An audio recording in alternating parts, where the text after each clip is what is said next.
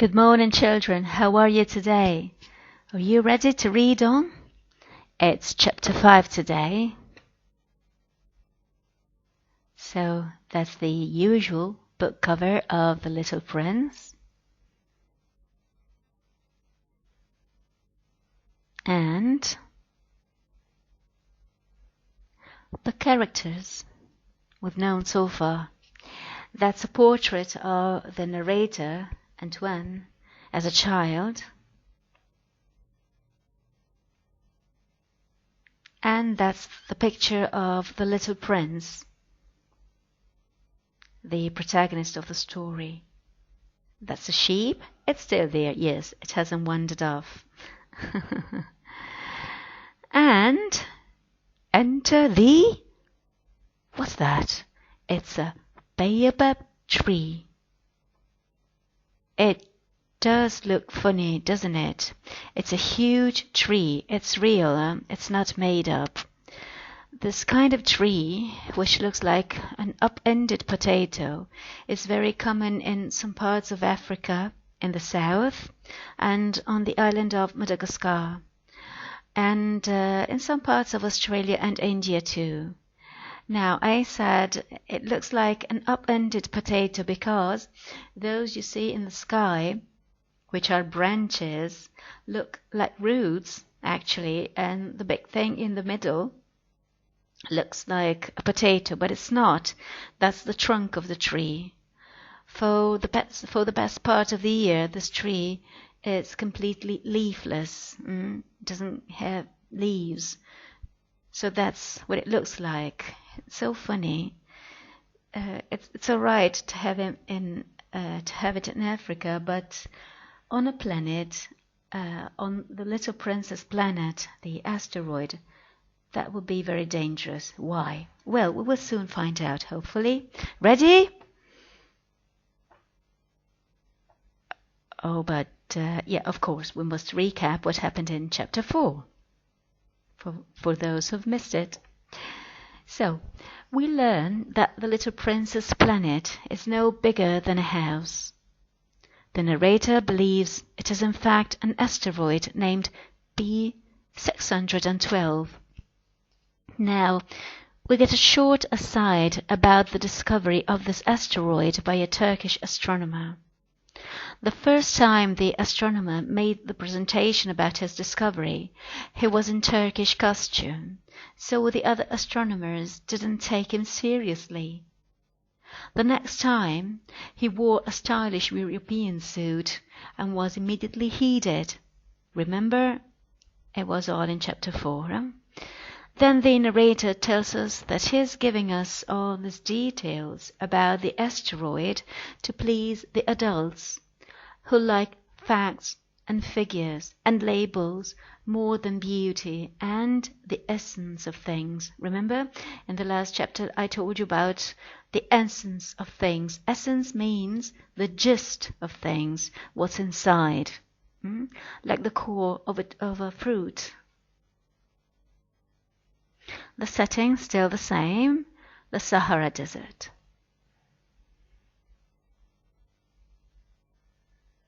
Chapter 5. As each day passed, I would learn, in our talk, something about the Little Princess planet, his departure from it, his journey. The information would come very slowly, as it might chance to fall from his thoughts. It was in this way that I heard, on the third day, about the catastrophe of the baobabs.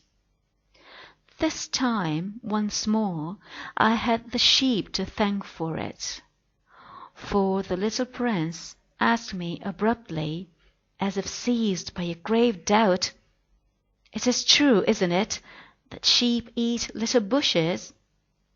"Yes, that is true." "Ah, I'm glad."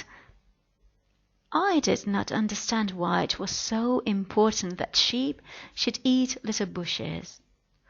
But the little prince added, "Then it follows that they also eat baobabs?" So the little prince is worried about something, right? He's worried about baobabs.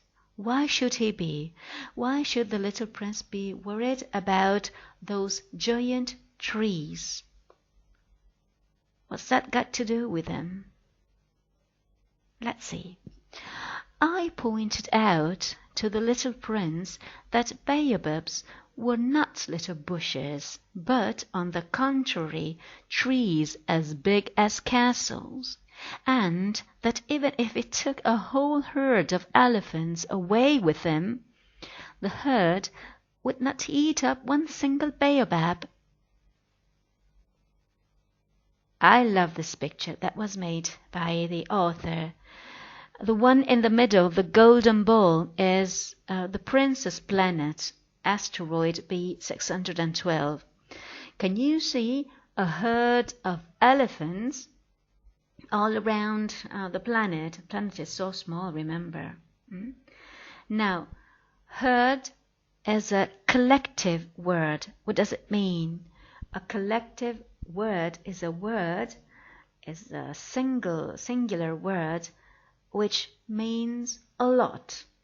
For example, a herd of elephants is a group of elephants.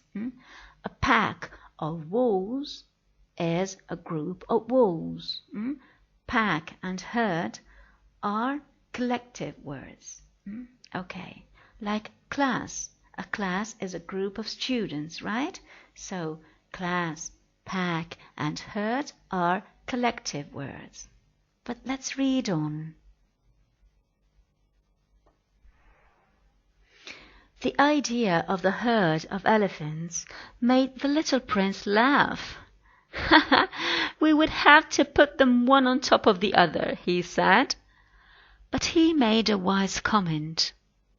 Before they grow so big, the baobabs start out by being little. Now that's a very important sentence. Everything starts from a little seed, right? The good things and the bad things in life. That is strictly correct, I said. But why do you want the sheep to eat the little baobabs? He answered me at once. Oh, come, as if he were speaking of something that was self-evident. And I was obliged to make a great mental effort to solve this problem without any assistance. Now, the author, the narrator, doesn't understand why the little prince should be so concerned about baobabs. Why? Here enter baobab seeds, les graines de baobab in French. Those are little seeds of the baobab tree. They look pretty small, don't they? Like all the seeds that you have grown in your science classes, right? All plants, the good plants and the bad plants, start out as seeds, right? But baobab trees are extremely dangerous for a little planet because they are so huge. Indeed, as I learned, there were on the planet where the little prince lived, as on all planets, good plants and bad plants. In consequence, there were good seeds from good plants and bad seeds from bad plants. But seeds are invisible. What's the meaning of invisible? Invisible means that you cannot see. They sleep deep in the heart of the earth's darkness until someone among them is seized with the desire to awaken. Oh, that's a picture I found on the internet. The one on the left is the little prince's asteroid, his planet. See those three things that look like shallow shrubs, small shrubs. On the right, they have grown into huge, giant baobabs. And see, they are enveloping the planet as an octopus would with a prey. That's why they're so dangerous for a small planet. They are okay in Africa. They're not okay on asteroid B612. So that's why the little prince is so worried about them. Then this little seed will stretch itself and begin, timidly at first, shyly at first, to push a charming little sprig inoffensively upward toward the sun. If it is only a sprout of radish or the sprig of a rose bush, one will let it grow wherever it might wish. But when it is a bad plant, one must destroy it as soon as possible, the very first instant that one recognizes it. So you see, there's a big truth inside this chapter, as always. This is a picture of radish sprouts. They are small and they don't grow huge. You see, they start out as seeds, like baobabs do. But baobabs grow into huge trees, whereas radish sprouts, they remain small. So they're not dangerous.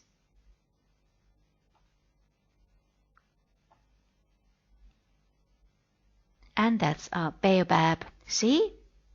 It's huge. Wait a minute. Like all things on earth, like people, animals, there are no completely bad plants or completely good plants. As I said, baobabs are okay in Africa. Why? Because they provide shade with their leaves. They provide shelter because inside the trunk, which is hollow, animals find shelters. And they provide food because their fruit, which is called monkey bread, yeah, that's a funny name,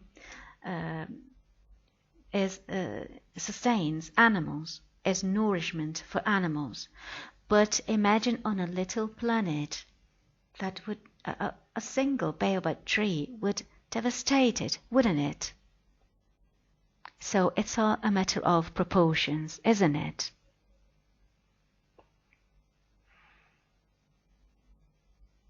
Now there were some terrible seeds on the planet that was the home of the little prince. And these were the seeds of the baobab. The soil of that planet was infested with them. It was riddled with them. A baobab is something you will never be able to get rid of if you attend to it too late. It spreads over the entire planet.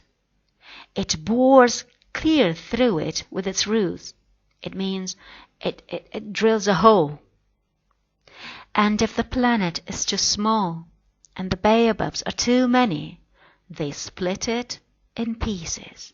They destroy the planet. Now, I must say that we are not talking only about the Princess Planet here. We are talking about our own planet, planet Earth, the planet we live on and that we must take care of. When The Little Prince was written in 1943, it was a very, very bad period for planet Earth, for humanity. When Antoine de Saint-Exupéry wrote The Little Prince, the Second World War was still raging in the world and millions of people were dying. But how did the world get there? How did nations allow that catastrophe to happen?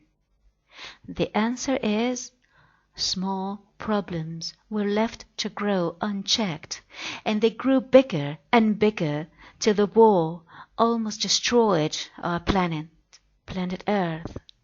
So the baobab seeds are just like those problems. The seeds are deceptively small, but then they grow and threaten the planet, don't they? How can we deal with the problem? How can we deal with problems at large? So, baobab seeds, I said, are problems, right? And we come across problems every day in our daily life. How to deal with them? Well, the little prince teaches us a very important lesson here. We must be vigilant. It means we must always be on the lookout for problems. We must not allow them to grow bigger and bigger. We must take care of them as soon as they come up, right? Like bad plants. We must not allow them to grow and to threaten our planet. Okay? So, the baobab tree represents any sort of bad habit that must be taken care of early. Did you get that? Never forget this lesson, of course. And that's a picture done by the author of The Little Prince weeding his planet, taking care of his planet. If you're in love with somebody, a friend or parent, you must take care of them, and you must not allow problems to grow too big and set you apart. It is a question of discipline, the little prince said to me later on. When you've finished your own toilet in the morning, then it is time to attend to the toilet of your planet. Just so, with the greatest care. You must see to it that you pull up regularly all the baobabs at the very first moment when they can be distinguished from the rose bushes, which they resemble so closely in their earliest youth. It is very tedious work, the little prince added, but very easy. So tedious means boring. Yeah, it's boring, right? To attend to your own toilet in the morning, wash your teeth, comb your hair, have a shower. But you must do it. You must take care of yourselves to stay healthy. So, in the same way, we must take care of our planet. We must take care of the environment as well, right? And keep it clean. And one day he said to me, "You ought to make a beautiful drawing so that the children where you live can see exactly how all this is. That would be very useful to them if they were to travel some day." Sometimes, he added, there is no harm in putting off a piece of work until another day. But when it is a matter of baobabs, that always means a catastrophe. I knew a planet that was inhabited by a lazy man. He neglected 3 little bushes. And see what happened? Because he was careless? So, as the little prince described it to me, I have made a drawing of that planet, inhabited by the lazy man. I do not much like to take the tone of a moralist, but the danger of the baobabs is so little understood, and such considerable risks would be run by anyone who might get lost on an asteroid, that for once I am breaking through my reserve. It means I am speaking out. Children, I say plainly, watch out for the baobabs. My friends, like myself, have been skirting this danger for a long time without ever knowing it, and so it is for them that I have worked so hard over this drawing. The lesson which I pass on by this means is worth all the trouble it has cost me. See? Imagine the small planet infested with baobabs. We don't want that to happen to our planet Earth, do we? What would happen if the little prince didn't take care of his planet? Perhaps you will ask me, why are there no other drawings in this book as magnificent and impressive as this drawing of the baobabs? The reply is simple. I have tried. But with the others I have not been successful. When I made the drawing of the baobabs, I was carried beyond myself by the inspiring force of urgent necessity. See, the narrator is telling us that at the time of writing, when he wrote The Little Prince, as I said, the planet Earth was threatened by a terrible war that was still raging on. So he felt the urgency to write, to warn us not to let this happen again. And now I want to show you two pictures of two Japanese cities, Hiroshima and Nagasaki, which were bombed during World War II. That's what the devastation of World War II brought about. Do you see the picture on the left is about Hiroshima. After the bombing, nothing is left. Hundreds and hundreds of people died. And the one on the right is the atomic mushroom. It was absolute devastation. So there is nothing heroic. There is nothing glorious in war. We must fight off the danger of war with all our might. Remember, there's nothing romantic in war. Now, on to phonics, guys. The first phonogram we've met today is OI. That's easy because OI makes one sound, oi. OI says oi as in pointed, soil, toilet, and asteroid. These words were in the chapter, of course. Remember, we can't use OI at the end of a word because in English, words do not end in I, U, V, or J. So whenever you hear the sound OI at the end of a word, remember, it can't be written with OI. You must write it with OY instead, as boy. You can't write boy B-O-I, right? I've given you a reason why. Remember, English is not funny. There's a reason for everything. We just have to find out. The second phonogram for today is O-U-R. O-U-R makes three sounds: our, or, and Remember, bossy R changes the sound of the preceding vowel. O-U-R says our as in our.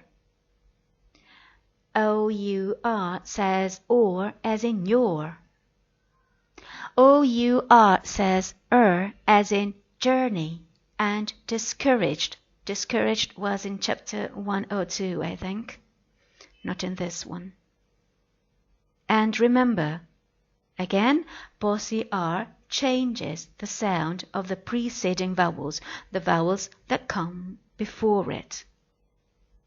And the last phonogram for today is ER.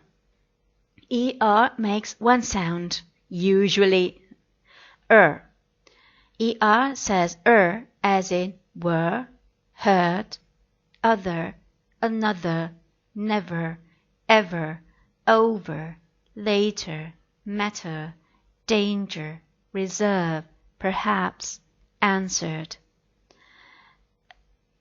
This is true more than 90% of times. There are exceptions though. ER says R as in sergeant and air in concerto. Now, sergeant comes from French.